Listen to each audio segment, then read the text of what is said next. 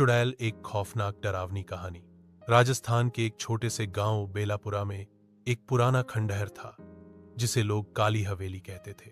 गांव के बुजुर्ग कहते थे कि वहां रात के समय कोई न जाए वरना वो लौट कर नहीं आता। गांव के पास ही एक पीपल का पेड़ था, बहुत पुराना, बहुत घना और हमेशा स्याह छाया में डूबा हुआ।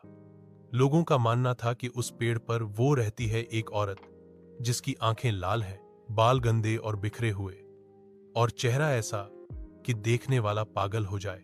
गांव के बच्चे उसे चुड़ैल कहते थे। एक दिन गांव में एक नया स्कूल मास्टर आया, नाम था अमित वर्मा। वो शहर से आया था, तर्क और विज्ञान पर विश्वास करता था। गांव के लोगों ने उसे चेतावनी दी, रात को हवेली के पास मत जाना मास्टर जी। अमित ने हंस कर कहा, यह सब अंधविश्वास है, भूत वूत कुछ नहीं होता। पर गांव में रहकर भी कुछ चीजें अजीब थीं। रात के समय औरतों के रोने की आवाजें, दीवारों पर खुद बहद खून के निशान और कभी-कभी घरों की छतों पर चलने की आहट। तीसरी रात थी। गांव के बाहर एक चरवाहा भेड़ों के साथ देर से लौट रहा था। अचानक उसकी भेड़ें भागने लगीं। उसने देखा एक औरत सफेद साड़ी में हवा में तैरती हुई चली आ रही है। उसका चेहरा उल्टा था, पैर उलटे और आंखें आग की तरह जल रही थीं। अगले दिन वो चरवाहा मृत मिला। उसकी आंखें बाहर निकली हुई थीं, मुंह पूरी तरह खुला जैसे उसने कुछ भयानक देखा हो। मास्टर जी ने ठान लिया कि वह हवेली के अंदर जाकर सच्चाई का पता लगाएगा। वो एक रात एक टॉर्च और कैमरा लेकर हवेली में गया। हवेली जर्जर थी, दीवारों पर पुरानी तस्वीरें थीं जिनमें किसी समय का वैभव दिखता था। पर एक कोना ऐसा था जहां दीवारों पर खून से लिखा था, मैं वापस आ गई हूं। फिर अचानक टॉर्च बंद हो गई।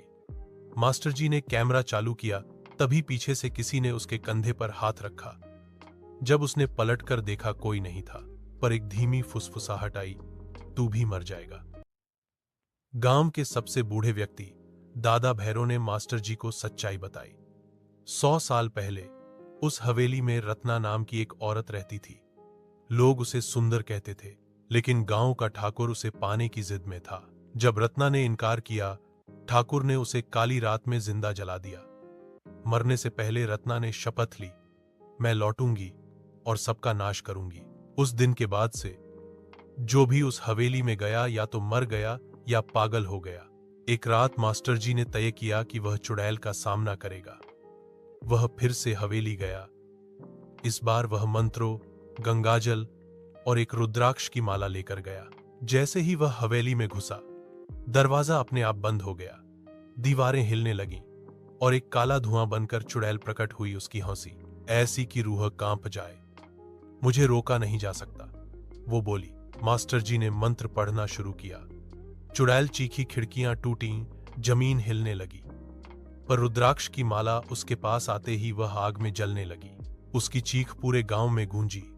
उस दिन के बाद गांव में कुछ दिन शांति रही, लेकिन हर अमावस्या को हवेली के पास से फिर वही रोने की आवाज आती है, क्योंकि चुड़ैल सिर्फ डराने नहीं, बदला लेने आई थी और उसका बदला अभी अधूरा है।